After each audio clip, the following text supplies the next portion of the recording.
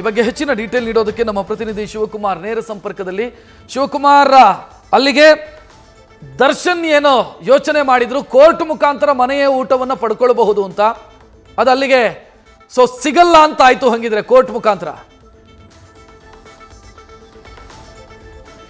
ರಕ್ಷಾತ್, ನಟ ದರ್ಶನ್ ಸಲ್ಲಿಕೆಯನ್ನ ಮಾಡಿದ್ದ ಮನೆ ಊಟಕ್ಕಾಗಿ ಅರ್ಜಿಯನ್ನ ಸಲ್ಲಿಕೆ ಮಾಡಿದ್ದಂತ ಏನು ಕೋರ್ಟ್ಗೆ ಅಪ್ಲೈಯನ್ನ ಮಾಡಿದ್ರು ಅದನ್ನ ಸದ್ಯ ಇವತ್ತು ಕೋರ್ಟ್ ರಿಜೆಕ್ಟ್ ಮಾಡಿರುವಂತದ್ದು.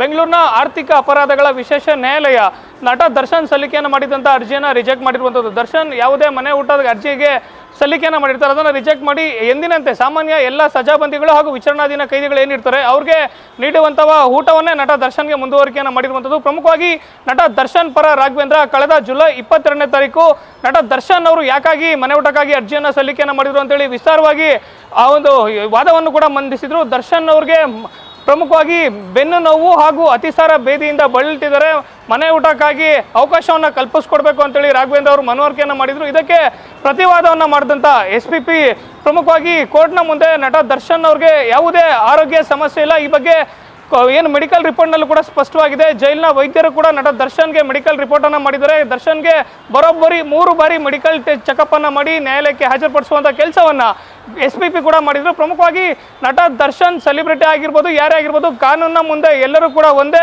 ಜೈಲಿನ ಮ್ಯಾನ್ಯುಯಲ್ನ ಪ್ರಕಾರವಾಗಿ ಯಾವೆಲ್ಲ ಸೌಲಭ್ಯವನ್ನು ಕೊಡ್ಬೋದು ಅದನ್ನಷ್ಟೇ ಕೊಡ್ಬೋದು, ಹೊರತಾಗಿ ನಟ ದರ್ಶನ್ಗೆ ಮನೆ ಊಟವನ್ನು ಕೊಡಲಿಕ್ಕೆ ಅವಕಾಶ ಇಲ್ಲ. ಅವರು ಸಿನಿಮಾ ಹೀರೋ ಅಂತೇಳಿ ಅವ್ರಿಗೆ ಪ್ರತಿನಿತ್ಯ ಜೈಲಿನಲ್ಲಿ ಬಿರಿಯಾನಿ ಕೊಡೋದಕ್ಕಾಗಲ್ಲ. ಅವ್ರಿಗೆ ಆರೋಗ್ಯ ಸರಿ ಇಲ್ಲ ಅಂತ ಹೇಳಿದ್ರೆ ಜೈಲಿನಲ್ಲಿ ವೈದ್ಯರು ಇರ್ತಾರೆ, ಅವರೇ ತಪಾಸಣೆ ಮಾಡುವಂಥ ಕೆಲಸವನ್ನು ಮಾಡ್ತಾರೆ. ಜೊತೆಗೆ ಹೆಲ್ತಿ ಡಯಟ್ ಅನ್ನು ಕೊಡುವಂಥ ಕೆಲಸವನ್ನು ಆಸ್ಪತ್ರೆ ವೈದ್ಯರೇ ಕೊಡ್ತಾರೆ.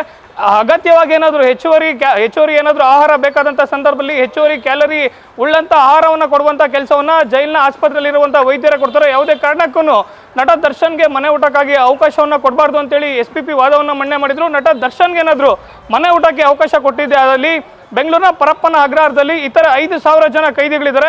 5,000 ಜನ ಕೈದಿಗಳಿಗೂ ಕೂಡ ಮನೆ ಊಟಕ್ಕಾಗಿ ಅವಕಾಶವನ್ನು ಮಾಡಿಕೊಡ್ಬೇಕಾಗುತ್ತೆ. ಜೊತೆಗೆ ನಟ ದರ್ಶನ್ ಅರ್ಜಿಯಲ್ಲಿ ಸಲ್ಲಿಕೆಯನ್ನು ಮಾಡಿದಂತೆ ನಟ ದರ್ಶನ್ ಅವ್ರಿಗೆ ಅತಿಸಾರ ಬೇದಿ ಹಾಗೂ ಬೆನ್ನು ನೋವು ಸಮಸ್ಯೆ ಕಾಣಿಸ್ತಿದೆ ಅಂತೇಳಿ ಅವರು ಅರ್ಜಿಯನ್ನು ಸಲ್ಲಿಕೆಯನ್ನು ಮಾಡಿದ್ದಾರೆ. ಆದರೆ ನಟ ದರ್ಶನ್ಗೆ ಈ ರೀತಿಯಾದಂಥ ಸಮಸ್ಯೆ ಇರುವಂಥದ್ದು ವೈದ್ಯರ ರಿಪೋರ್ಟ್ನಲ್ಲಿ ಇಲ್ಲ.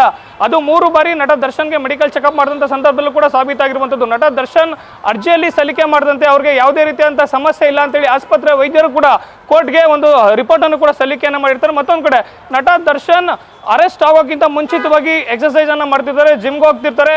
ಇದ್ದಕ್ಕಿದ್ದಂಗೆ ಅಂದರೆ ನಟ ದರ್ಶನ್ ಅರೆಸ್ಟ್ ಆಗುವವರೆಗೂ ಕೂಡ ಇಲ್ಲದೆ ಇದ್ದಂಥ ಸಮಸ್ಯೆ ಅರೆಸ್ಟ್ ಆಗಿ ಜೈಲಿಗೆ ಬಂದಂಥ ನಂತರದಲ್ಲಿ ಬರಲಿಕ್ಕೆ ಹೇಗೆ ಸಾಧ್ಯ? ಒಂದು ವೇಳೆ ನಟ ದರ್ಶನ್ಗೆ ಆರೋಗ್ಯದ ಸಮಸ್ಯೆ ಇದ್ದರೆ ಜೈಲಿನ ವೈದ್ಯಾಧಿಕಾರಿಗಳು ಅವ್ರಿಗೆ ಚಿಕಿತ್ಸೆ ಕೊಡುವಂಥ ಕೆಲಸವನ್ನು ಮಾಡ್ತಾರೆ.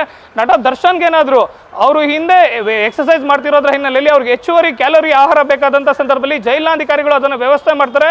ಅದನ್ನು ಹೊರತುಪಡಿಸಿ ನಟ ದರ್ಶನ್ಗೆ ಮನೆ ಊಟಕ್ಕೆ ಅವಕಾಶವನ್ನು ಕೊಡಬಾರ್ದು ಅಂತೇಳಿ SPP ಪ್ರಸನ್ನ ಕುಮಾರ್ ಅವರು ಕೂಡ ವಾದವನ್ನು ಮಂಡಿಸಿದ್ರು. 2 ಕಡೆಯ ವಾದ ಪ್ರತಿವಾದವನ್ನು ಆಲಿಸಿದಂಥ ಬೆಂಗಳೂರಿನ ಆರ್ಥಿಕ ಅಪರಾಧಗಳ ವಿಶೇಷ ನ್ಯಾಯಾಲಯ ಇವತ್ತು ಅರ್ಜಿಯನ್ನು ರಿಜೆಕ್ಟ್ ಮಾಡಿರುವಂಥದ್ದು. ರಕ್ಷತ್, ಧನ್ಯವಾದ ಶಿವಕುಮಾರ್ ಮಾಹಿತಿಗೆ. ನ್ಯೂಸ್ ಫಸ್ಟ್ ನಿರ್ಭೀತಿಯಿಂದ ನಿಮ್ಮ ಪರವಾಗಿ.